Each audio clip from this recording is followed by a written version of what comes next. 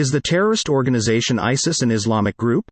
One of the earliest false flag operations from documented history took place in the Roman civilizations. The perpetrator was the Roman Emperor Nero. On the night of the 18th of July 64 AD, a fire broke out and swept across Rome, ravaging the city for over 6 days. As the Great Fire of Rome burned the city, the brutal Emperor Nero laid the blame for the fire at the Christians, and subsequently started nearly 3 centuries of Roman persecution against them. Christians believed Emperor Nero set fire to Rome to frame Christians. It was the first recorded false flag operation in history. Nero was unpopular and carried out rampant bloodshed. He had his wife, Claudia Octavia, scalded to death in a hot bath, and castrated his male servant and married him. And this Roman emperor later tried to murder his mother numerous times, and succeeded in hacking her to death. In addition to carrying out false flag operations to frame Christians of committing acts of violence, Nero would fasten naked boys and girls to stakes, and would attack them and satisfy his brutal lust under the appearance of devouring parts of their bodies. The Nazi propaganda machine was another systemic program where enemy or rival parties and countries would be framed for various crimes. In order to convince Germans that the Russians were Untermenschen or subhuman species, the Nazi newsreel often showed and aired false movies, where they hired actors and made them wear Red Army uniforms, and depict real-life war scenes in which actors would pretend to be real Soviet soldiers and carry out horrific crimes. Those real-life-looking Red Army soldiers were shown in Nazi television that they were smashing babies against the walls, and eating other human beings. While most people could tell that those videos were obviously fake, some Germans actually believed that those movies were real news footages. They became unnecessarily frightened of the advancing Soviet army and began to flee from Berlin. The propaganda videos and radio broadcast publicized by Hitler's propaganda minister also showed Russians raping German women, but those Nazi news reports never mentioned how nearly 10 million Russian women were raped in the Soviet Union by the German army. It has to be acknowledged, however, that some Russian soldiers were guilty of crimes and even rape, but it is necessary to understand that most of the reports against the Soviet army was part of the Nazi Germany's propaganda that claimed that Russians are subhuman, bestial rapists. One of the most propagated accusations in Germany was that the Soviet Red Army had raped millions of German women, and this news was aired long before Russian soldiers had entered or captured Berlin. Several weeks before the Russians took over Germany, Goebbels publicized the narrative about millions of German women being raped. It was a hoax created by the Nazi propaganda machine that aimed to distract people from the atrocities of the Holocaust and redirect the focus away from the German genocides by highlighting the crimes of the Allies. Even today, neo-Nazi propaganda continues to paint Germans as the victims of Anglo-American terror, like the recent Dresden funeral march that demonized the Allied nations. Like the Nazi propaganda minister, Joseph Goebbels, those people still believe Germans suffered a lot more in the hands of Allied bombers, far more than Jews in the Holocaust or the Soviet soldiers and civilians in the Eastern Front. One of the earliest gruesome killings that the German army carried out in Poland was the Katyn massacre in Poland, where the Germans murdered over 20,000 Polish officers. It was soon after Nazi Germany and the Soviet Union each invaded Poland, in September of 1939, having divided the country into separate spheres. While the Germans began a massacre of Jews and Poles, in Western-occupied Poland, the Red Army arrested several thousand Polish military officers, policemen, and intelligentsia, during their occupation of eastern Poland. Those prisoners of war that were captured by the Soviets were placed in several camps in the western USSR, run by the Soviet People's Commissariat for Internal Affairs, and were generally treated well. While many of the prisoners were later released, the Soviet army fell into a different dilemma a year later, when the Nazi government in Germany decided to launch a brutal invasion into the Soviet Union.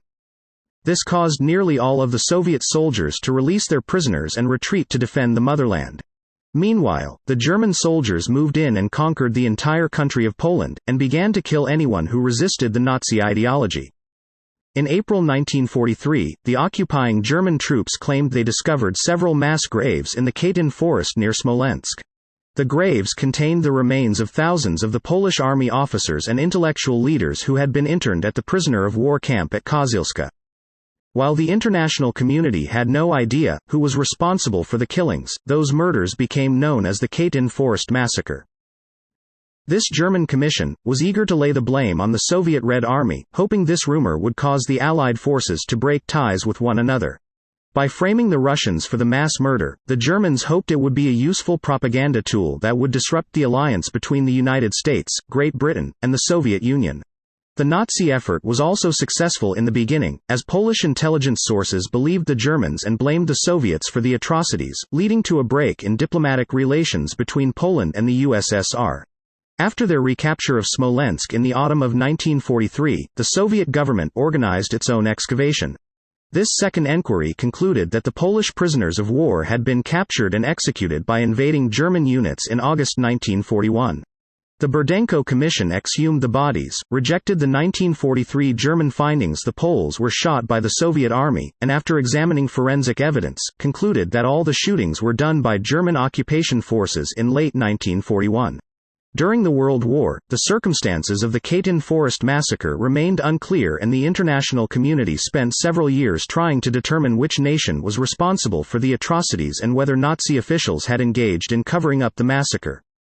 The Nazi government continued to blame the Soviet army and said the NKVD was responsible for the executions, but the Soviet government claimed that the Poles had been engaged in construction work west of Smolensk and the invading German army had killed them after overrunning that area in August of 1941. Independent investigators identified the corpses in Katyn as the Polish officers, who had been interned at a Soviet prison camp near Smolensk, but the weapons that were used to kill them were not Soviet guns, but Nazi-made rifles and machine guns, proving that the Soviets could not have killed them. Framing others for their own crimes was something Nazi Germany did very often. The massacre in Katyn was not the only mass murder the Germans carried out. 2 years before the incident, they staged a similar false flag operation in the Polish-German border, and framed Polish people of attacking the German nation. A similar incident took place 5 years earlier in Berlin. The Reichstag fire was a dramatic arson attack on the Reichstag building, home of the German parliament, and the German leader, Adolf Hitler, played upon public and political fears to consolidate power, setting the stage for the rise of Nazi Germany. The Nazi Party used the Reichstag fire of 1933 to seize almost unlimited power. After the National Socialists came to power in Germany, the Nazi leaders began to persecute German Jews, and during the first 6 years of Hitler's dictatorship, from 1933 until the outbreak of war in 1939, Jews felt the effects of more than 400 decrees and regulations that restricted all aspects of their public and private lives. The new anti-Semitic laws become the foundation of the Nuremberg race laws of 1935, which formalized their segregation from the German Aryan population.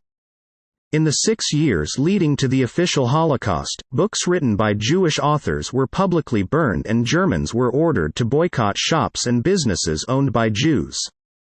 The Department of Racial Hygiene was created to orchestrate ethnic cleansing, and it banned Jews from colleges, military services, took away voting rights, evicted Jews from their homes, confiscated telephones and radios, forced them to wear armbands and change their names. Jews were forbidden to use public phones and finally, forbidden to leave the country while the German government started a mass extermination. These segregation laws also disallowed shohet by banning kosher slaughter, claiming kashrut was a perverse killing ritual. The Germans claimed to be compassionate to the point that they refused to allow the killing of animals. Even Hitler was vegetarian and suggested banning slaughterhouses altogether. The Nazis were reluctant to take the life of a goat but had no scruples in butchering Jewish women and children. Years before the Holocaust began, German civilian extremists would herd Jews into synagogues and force them to dance and officiate in there. Later, those Germans made the Jewish devotees clean up the feces with their prayer shawls and Torah and Bible's Old Testament parchments. In the 6 years leading to the official Holocaust, books written by Jewish authors were publicly burned and Germans were ordered to boycott shops and business owned by Jews. The Department of Racial Hygiene was created to orchestrate ethnic cleansing, and it banned Jews from colleges, military services, took away voting rights, evicted Jews from their homes, confiscated telephones and radios, forced them to wear armbands and change their names. Jews were forbidden to use public phones and finally, forbidden to leave the country while the German government started a mass extermination. Jewish residences were raided as they were forcibly removed and shuttled to extermination camps. German soldiers would often break into their homes and hold the parent hostage while they made Jewish boys rape their sisters over and over, while the soldiers watched. The Nazis came up with creative ways to torment the German Jews during the Second World War, justifying their actions by claiming that Jews were somehow responsible for starting the Reichstag fire in 1933. Blaming a particular sect or race for crimes is not unheard of. It is similar to what we see in recent times, sometimes. The bloody propaganda videos, spread by the so-called ISIS terrorist cells, based in Iraq and Syria appear to be misleading, and it is likely that unnamed agencies, or mercenaries created the puppet groups in order to malign the Islamic religion or even to spread chaos or violence in the Middle East, so certain Western oil companies could profit from cheap petroleum from the Gulf region. It is probable that some third party decided to profit from a massive warfare in the Middle East and proceeded to carry out false flag operations under the guise of ISIS or other terrorist networks. History proves to us that such suggestions are not unfounded. Operation Northwoods was a proposed false flag operation against the Cuban government that originated within the U.S. Department of Defense in 1962. In the now declassified file, it mentioned that a plane at Eglin Air Force Base would be painted and numbered as a duplicate of a registered civil aircraft belonging to a CIA front in Miami. The duplicate would be substituted for the real plane and loaded with the passengers. The real plane would be converted into a drone. The two planes would rendezvous south of Florida.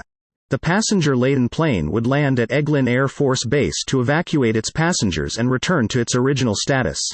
The drone would pick up the scheduled flight plan and over Cuban waters, transmit a Mayday signal before being blown up by remote control. The plan was rejected by United States Secretary of Defense Robert McNamara, and President John F. Kennedy personally removed General Lemnitzer as chairman of the Joint Chiefs of Staff. The existence of such a plan is not overtly shocking because decades before this, Operation Himmler, or as some people dubbed it Operation Conserve, was a similar false flag project planned by Nazi Germany in 1939. Their objective was to create an appearance of Polish aggression against Germany, which could be subsequently used to justify the invasion of Poland. The Germans wanted to invade Europe but did not want the world to think they are dictators, so they came up with a frame job. Heinrich Himmler, the main architect of the Holocaust, planned to stage false attacks on German soldiers using innocent people and likely concentration camp prisoners. Operation Himmler was not merely planned and discarded like Operation Northwoods. It was carried out by SS and SD agents on August of 1939. A number of the undercover German unit was not aware that a fake attack was supposed to take place, so several actual German soldiers were killed before the incident ended. The delicate framing meant that German troops dressed up in Polish uniforms and stormed several buildings along the Polish-German border, fired randomly at the local population and various border buildings, scared the locals with inaccurate shots, carried out acts of vandalism, and left behind dead bodies in Polish uniforms. The bodies belonged to Jewish prisoners from concentration camps who were dressed in Polish uniforms, and killed, first by lethal injection, and then shot for appearance to make it look like a natural gunfight. And the ruse, like today's ISIS, worked. Germany declared to the world how it fell victim to Polish atrocities and had to retaliate. The Nazis carried out a similar attack in Poland, and murdered over 20,000 Polish officers, who were prisoners of war, in a place called Katyn. The Germans, once more, framed the Soviet Union for those murders, and in the early spring of 1943. They brought internationally staffed medical commission to the Katyn location, and also invited several groups of observers, including some American prisoners of war, to the area of the killing. As the German army excavated the mass graves, they claimed that the Soviet army was responsible for the murder of those Polish prisoners of war. However, the Russian government vehemently denied responsibility, and after conducting their own investigation, they discovered that the Polish officers were brutally shot to death by the Nazi army, and forensics proved that the bullet in the dead bodies belonged to German weapons. However, the Nazi persecution of German Jews was not a unique historical occurrence. Most Germans are unaware that antisemitism was not a Nazi invention, but it was something that was ingrained into the German society for centuries. For more than 1,000 years, Jews were persecuted in Germany and antisemitism was the norm. During the German Crusades, tens of thousands of Jews were slaughtered. Jews were banned from entering German cities. Throughout history, Jews were persecuted in Europe. Only for a brief period in Spain, which was under Arab rule, did the Jewish population live in freedom. But that ended when the Christians regained control and implemented the Inquisition and expelled all the Jews. As much as many of us want to avoid religious topics and theological discussions, as it understandably pushes some out of their comfort zones, misunderstanding others' faith and religion often causes bitter dissent and even violent brawls to outright war. For centuries, citizens of the developing world were educated on the dangers of sprawling terror groups, such as the Maoist rebels in India, the IRA terrorist organization in Ireland, the Basque separatist organization in Spain, leftists guerrilla groups in Colombia, the Jewish terrorist group Dam Yehudi Nakam that had vowed to murder 6 million Germans and assassinated hundreds of WW2 veterans across the world. It is no secret that the Crusades was a dark stain on the Christian history of Europe, and many people were quick to blame Christianity for inciting violence, as in this century, the same is often said about Islam. Men and women with shallow knowledge of religious scriptures and laws often rush to draw conclusions after reading unverified texts and passages taken out of context. For instance, churchgoers sometimes hear biblical verses that advise fornicators to be put to death. The passages in the Bible which appear to glorify killing and quotes Jesus to be promoting slavery, or the Old Testament verse that commands people to stone women who commit fornication, are often taken out of context in order to depict Judaism and Christianity in a negative way. The same is also done with Islam, and as such, some distorted images are publicized in the media under the guise of objective reporting, and terrorist groups such as ISIS and Al-Qaeda are associated with the Muslim faith.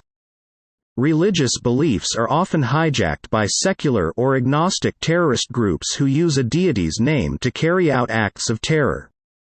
It is possible the mention of slavery in the Bible is not meant in literal form. Or perhaps stoning women for adultery was merely suggested in the laws of Moses and may not have been strictly commanded to the Jews and Christians. The Islamic prophet Muhammad advocated to build one world, one humanity, and one creation, so people could come together to preach love, to live with love, and to die with love. This sentiment can be discerned from the Islamic verses of the Quran, where torch-bearers of humanity are exhorted to gather and learn, not to fight for their survival, but to ensure that millions to come may find a way to happiness, in finding their queries addressed. However, those so-called terrorist groups, which consist of people who claim to be Muslims and even call themselves ISIS, do not appear to follow any Islamic commandments. While the majority of Muslims condemn those atrocities, few people can fathom why or who the perpetrators of those horrific crimes actually are. It is useful to ask, what does Islam teach? Is it a dangerous religion? Verses of the Quran elucidates the code of conduct of Islamic lifestyle where the God of Abraham calls on people to stand against oppression, violence and inequality. This one God of the Muslim state in the Quran that people may engage in wars, but only if they adhere to strict guidelines. The Quran maintains that Muslims cannot pre-emptively initiate a war and are only allowed to act in defense. War may be waged if there is a situation where defenseless people are under attack and that too under a last resort. In the past decades, Germany witnessed a resurgence of those Nazi ideology, not merely within its civilian populace, but in the ranks of the law enforcement agencies.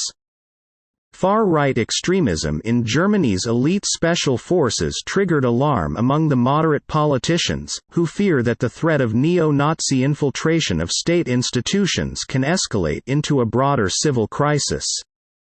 In recent months, several German Bundeswehr officials were arrested and charged with fraud by Berlin police.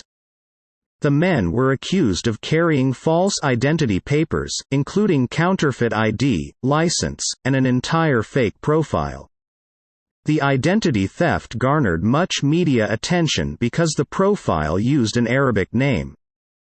The Bundeswehr officer had registered as a Syrian refugee under a false name and claimed asylum in Bavaria. Surprisingly, his application was approved and he was allotted living quarters at a refugee shelter and even received government benefits. He later used his identity card to purchase weapon, plastic explosives and ISIS banners, making sure it was traced to his name.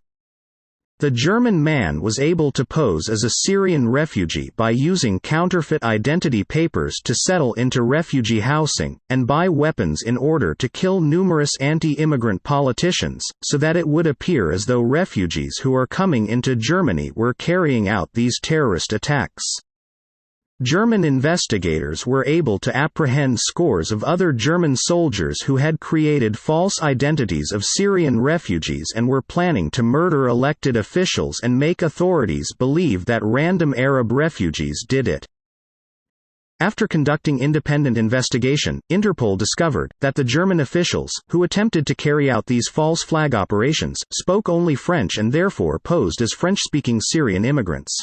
A handful of arrestees included officers of the German Jägerbataillon who were scheduled to lead a kill team into the arrival terminal of a Berlin airport. The hit team wanted to gun down arriving European diplomats as they left the baggage area.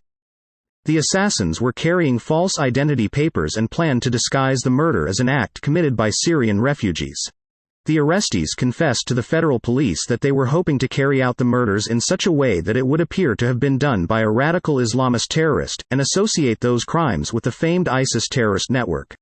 Neo-Nazi infiltration of the country's security services have created a frightening echo of Germany's past.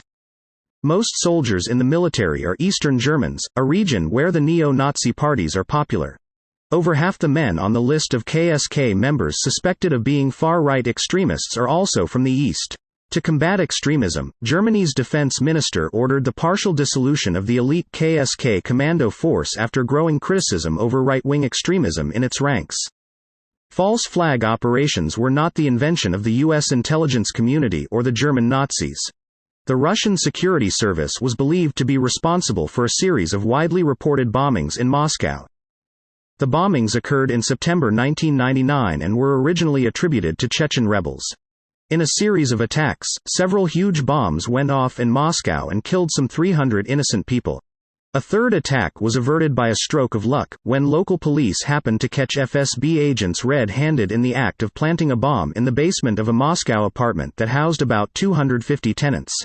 The live bomb was made of hexogen, the same kind of explosive used in the previous blasts. The evidence looked incriminating. Yet, the next day the agents were released when the FSB intervened in the case, announcing that its men had merely been conducting a practice drill. The Al-Not-legged terrorist attacks were later used as justification to intervene militarily in the Caucasus.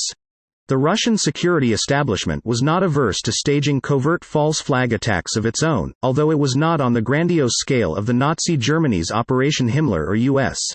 Intelligence's Operation Gladio. This operation dates back to World War II, when the U.S. Office of Naval Intelligence struck a deal with convicted drug boss Lucky Luciano, then incarcerated in a U.S. prison.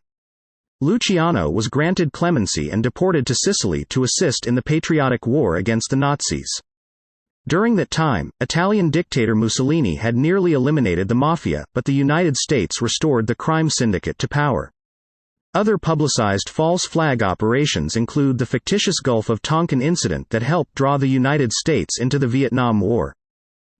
Initially, the National Security Agency claimed that the North Vietnamese Navy fired torpedo boats towards the USS Maddox on August 4, 1964. Congress later found out that there was no evidence of the North Vietnamese boats in the area, and in the 2003 documentary, The Fog of War, former U.S.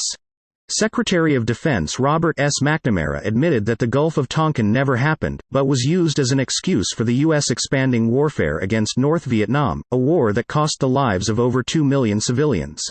The failed plot targeting high-ranking German politicians has raised serious questions about right-wing sentiment within Germany's armed forces, many of whom assumed false identities and used Arabic-sounding names to purchase weapons and carry out acts of terror, framing Syrian refugees and claiming ISIS had ordered them to kill those politicians.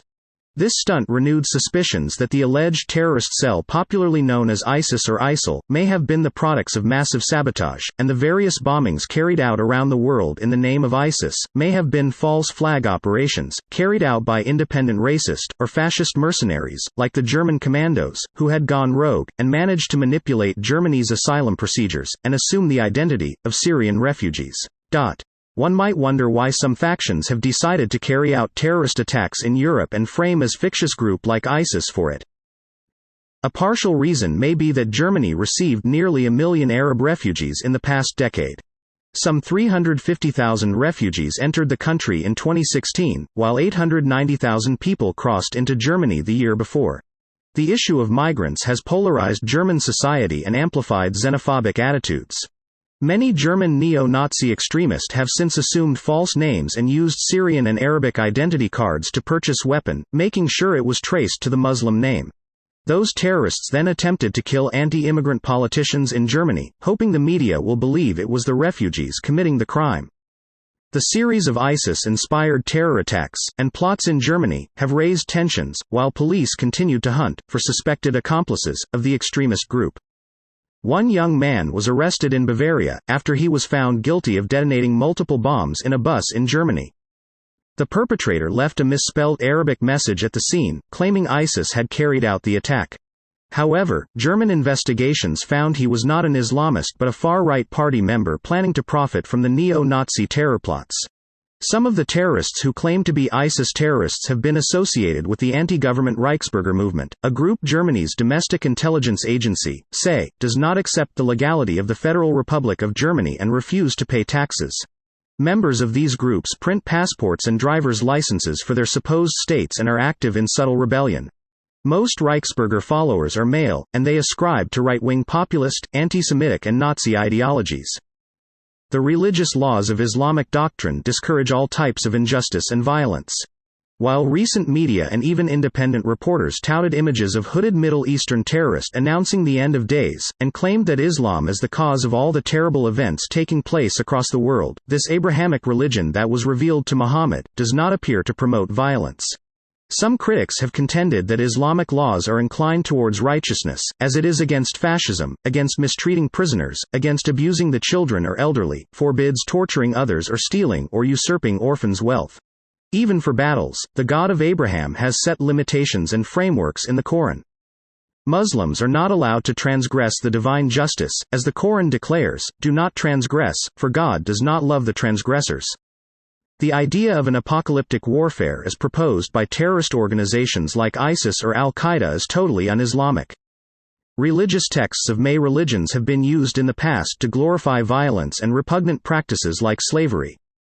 Indeed, passages in the Bible's New Testament such as Ephesians chapter 6 verse 5 exhort Christians to take slaves. In the Christian Bible, Paul convinces fugitive slaves to return to their masters. Bond servants, obey your earthly masters with fear and trembling, with a sincere heart, as you would Christ. During slavery in the American South, texts like these were used to justify the vilest forms of slavery and punishment before the Civil War. Fortunately, Abraham Lincoln was able to successfully abolish this practice. While slavery has been banned in Islam for 1400 years, Muslims have been allowed to take prisoners in the battlefield, but is ordered to treat prisoners of war with honor, respect and love. Slavery has been outlawed in nearly all nations, but the recent resurgence of mercenary groups like ISIS that use a religious font to carry out violence, has published disturbing propaganda videos that show terrorists keeping or owning slaves. This begs the question as to who was the architect of the terrorist group ISIS? Who supplies the ISIS mercenaries with weapons? The Conflict Armament Research, an independent arms tracking organization, recently discovered that the weapons recovered from ISIS safehouses and terrorist cells had been manufactured and delivered by various European arms manufacturers. After 3 years of meticulous documentation of weapons recovered from ISIS on the battlefields of Iraq and Syria, the research center used serial numbers or key markings on the weapons to trace them back to their origin in order to unearth who was really supplying and finding this obscure terrorist organization we know as ISIS, or even Al-Qaeda. Some of the weapons that were found on the front lines after ISIS was manufactured by Kiesler Supply Company, which the Conflict Armament Research Center says brokered the anti-tank missiles sale to the U.S. military. Based on the anti-tank missile tubes found in Ramadi and other examples of weapons purchased by U.S. suppliers from European manufacturers, this research center believes that there is evidence that ISIS may have been a front for American or European mercenaries, who are using an Islamic name to further their agenda in the Middle East and profit from arms sale. Other investigators suspect that the ISIS was a covert CIA operation designed to take the fall for many false flag operations in the Middle East, Iraq and Syria. The U.S. government and military officials have declined to ever confirm the existence of a CIA program that uses the ISIS cover to carry out acts of terrorism, foreign and domestic. Carr also discovered that many of the anti-tank missiles belonging to the ISIS mercenaries were sold to them by the U.S. Army as well as Bulgarian weapons manufacturers. Bulgarian-made missile tubes were found in the possession of freelance European and American operatives who claimed allegiance to the ISIS terrorist group on heavily doctored propaganda videos. One of the questions that arises often is, where did this religion come from? Islam is a monotheistic religion that calls on believers to worship the Lord of Abraham, Moses and Jesus. Muslims believe that the God of Abraham, Isaac, and Jacob and the national God of the Israelites who delivered the Israelites from slavery in Egypt, is also the God of Muhammad. While Judaism often refers to this one God as Eloah, Muslims have over 99 names for God, including Ilah and Allah. The same God who granted Jews the law of Moses at biblical Mount Sinai and revealed Torah to Prophet Moses, and the New Testament to Prophet Jesus, is the one God who revealed the Final Testament, or the Koran, to Muhammad, who Muslims consider to be last of all the prophets. So, who was Muhammad? The Islamic religion was founded by a man named Muhammad, who was a shepherd in his youth. Muhammad is arguably one of the most controversial icons of the modern world, not least because there has been little historical research done on his persona. Since he was a young man, Muhammad was known as the most truthful person in Mecca. From before his prophethood, he believed in the God of Abraham and shunned idol worship. He never spoke a lie, even as a joke. Muhammad lived by a unique set of morals, and in his entire life, he did not kill one human being even in war when he was attacked and tortured fiercely. So, what was Arabia like before Muhammad taught the pagan desert inhabitants to worship the God of Abraham and give up idolatry? Arabia was less than civilized when Muhammad was a young man. Rampant murders, tribal feuds, illicit relationships, indiscriminate slavery and mass plundering was the norm. Even prior to becoming a prophet, Muhammad abhorred such practices and encouraged others to be charitable. Following the advent of his prophethood, Muhammad gave women equal rights in a time when women were nothing but the property of men. Muhammad taught people the covenants of Islam, which gave women the right to buy and sell without hindrance, own businesses and express her views politically. These were all basic rights which the American and European woman was not granted until relatively recently. Muhammad also encouraged women to study and learn Islamic and scientific knowledge, breaking a ban which several religions had stipulated, that forbid women from acquiring any religious knowledge or touch religious texts. It also abolished the practice of marrying a woman without her consent. Thus, many historians suggest that by bringing forth Islam, Muhammad was women's first liberator in 6th century Arabia. Muhammad spent his entire life campaigning to uproot injustice in the world. He forgave his enemies, most famous of which was his general amnesty to the Meccans who had persecuted him for over a decade and eventually drove him out of his birthplace. As a result, Muhammad was attributed titles such as the Trustworthy and the Merciful even by his enemies. Until his dying breath, he attempted to abolish slavery by passing edicts mandating the emancipation of slaves since slavery was not compatible with the teaching of Islam or the Quran. The close household and friends of Prophet Muhammad freed over 40,000 slaves during the propagation of Islam.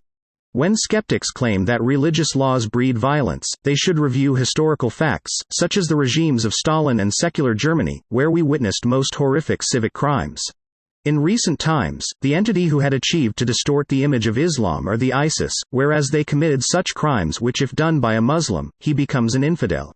It is ironic that those terrorist networks killed many more Muslims than they killed non-Muslims, and yet ISIS was successful in preaching hatred by displaying a false facade of Islam, by doing every action that Islamic law forbids.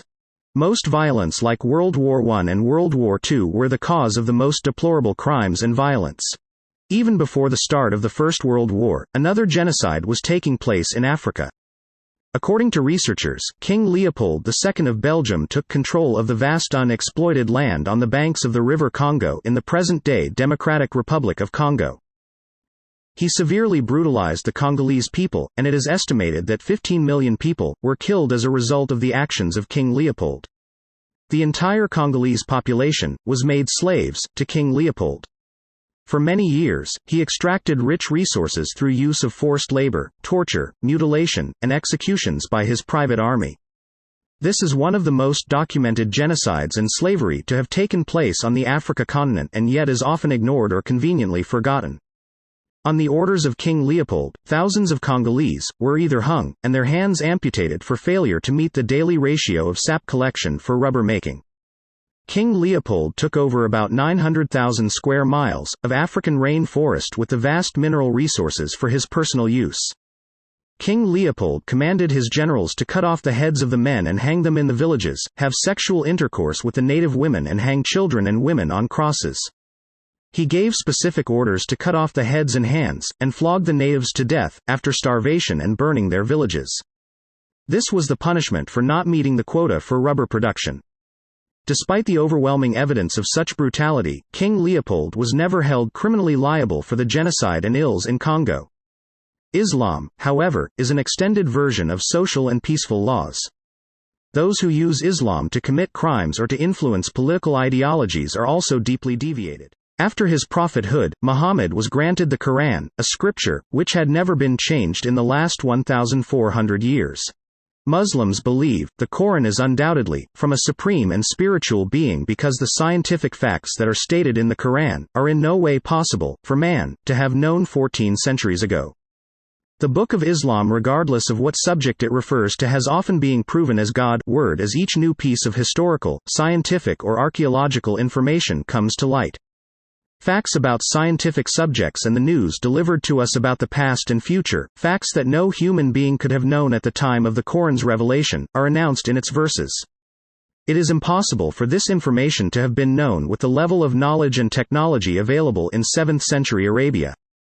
In addition to mentioning the atomic number of every single element, the genetic code of many living organisms, the theory of entropy and a steadily expanding universe, and how each individual's fingertips are absolutely unique, when we have only discovered this fact recently, using modern technology and modern scientific equipment, the Quran includes unique details about black holes, pulsars, the Rosette Nebula, subatomic particles, quantum physics, fossilization and iron content, the layers of Earth, the weight of clouds, the relativity of time, the force of gravity, the orbital movements, the Sun's trajectory, the programming in genes, the Sun's hydrogen and helium content, or many other facts scientists of our day are only just beginning to discover. In chapter 4 of the Quran, God informs people, if the Quran had been from other than Allah, they would have found many inconsistencies in it. Quran, verse 82 of chapter 4. This verse was meant to highlight that Muhammad, who was an ordinary human, couldn't have known those scientific facts back then which only modern science is being able to prove now. Muhammad opposed animal cruelty and severely reprimanded cattle owners who mistreated their herds. He never ordered to kill a single dog or cat in his entire lifetime. Despite his idealized vision for peace and stability, the pagan Arabs of Mecca were outraged by his demands. Muhammad was tortured mercilessly by pagans when he began to preach the teachings of Islam, but he never retaliated and was eventually forced to flee to nearby city of Medina. When Prophet Muhammad took over Mecca a decade later, he never took revenge against any one of his former oppressors. Muhammad continued preaching Islam to those vanquished Meccans and offered them utmost mercy and freedom, which included granting liberty especially to women and slaves, who were oppressed mercilessly by the pagan Romans and the French. Women in those societies neither had the right to inherit nor had the right to marry on her own, or buy or sell or own any property at the pre-Islamic period. Muhammad therefore announced that women, and men, had equal position, in the eyes of God, and he gave them the right to inherit, buy, sell, and marry, on their own. Man-made laws are subject to change, and what was legal a century earlier, in many developed nations, is now disallowed. Slavery was legal in the United States of America, and after this vile system of human bondage was abolished by President Abraham Lincoln, segregation and disenfranchisement laws, known as Jim Crow, was enacted against the black population. Those laws represented a formal, codified system of racial apartheid that dominated the American South for 3/4 of a century beginning in the 1890s. Attempt to introduce greater sexual equality to religion did not produce great results in the past, partially because some men hijacked the faith and dragged it back to the old patriarchy. This happened in both Christianity and Islam, latter-day reassertions of axial age monotheism. The Prophet Muhammad, for example, was anxious to emancipate women and they were among his first converts.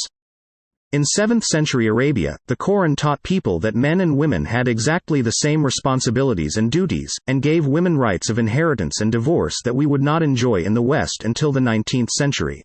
Muhammad's inherent desire to instill civil behavior into his countrymen drove him to the streets. For days, he would traverse the desert hills, and entreat his fellow Arabs to enjoin kindness and equality. He urged them to free their slaves, and deal mercifully with women and children. Muhammad encouraged the wealthy Arab merchants to give charity to the poor and orphans. But the pagan Arabs were infuriated by his claims that women and men should enjoy equal rights. This caused them to torture and persecute him endlessly. One of his staunch persecutors was his own uncle and his cousin. For 3 years, his fellow Meccans and other dominant tribes levied a ban on trade with Muhammad's family and followers and subjected them to near-famine conditions. In this sanction, Muhammad's wife and uncle both died, but Muhammad survived the ordeal. The pagan leaders of Mecca then attempted to assassinate Muhammad, but he fled Mecca at nightfall, and escaped to the city of Medina. Why were the people who call themselves Arab today torturing and killing Muhammad and his family 14 centuries ago? It was because he enjoined others to do acts of charity and free their slaves and respect the womenfolk. His crime was he wanted to give women more rights than men. He banned murder and called for an end to tribal feuds, in which wealthy families got away by killing poorer, less distinguished people. They resented the fact that he abolished slavery and stipulated that prisoners of war could be taken in the aftermath of a combat but must be freed upon the payment of ransom. He would remain in near-starvation rations to ensure the prisoners of war were fed adequately. The endless persecution became unbearable for Muhammad and his followers. And only after a Christian king, in Africa, offered him, and the Muslims, shelter in his country, did the believers get some respite for a few days.